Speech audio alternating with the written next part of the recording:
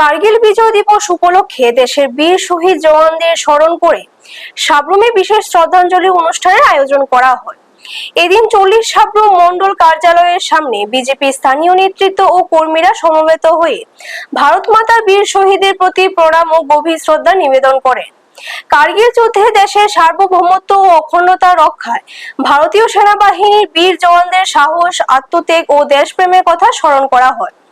অনুষ্ঠানে উপস্থিত ছিলেন প্রাক্তন বিধায়ক শঙ্কর রায়, মন্ডল সভাপতি গৌতম ত্রিপুরা, দক্ষিণ জেলা কমিটির সম্পাদক তাপস লোধ, মন্ডল সাধারণ সম্পাদক প্রদীপ দাস, মন্ডল সম্পাদিকা পশ্মি রায় চৌধুরী সহ বিজেপির বিভিন্ন স্তরের নেতৃত্ব ও কর্মীরা।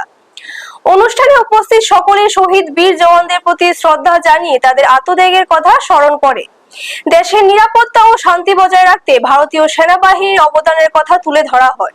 এদিন কর্মসূচিতে দেশপ্রেম ও শহীদের প্রতি শ্রদ্ধার আবেগ স্পষ্ট হয়ে ওঠে। ব্যুরো রিপোর্ট, নিউজ তৎকাল 24।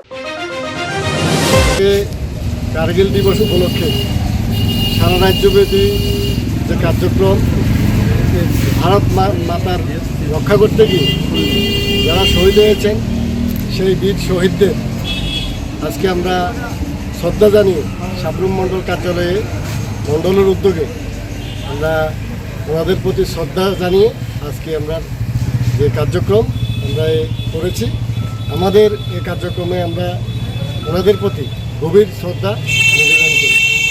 আপনারা দেখছেন নিউজ তৎকাল 24।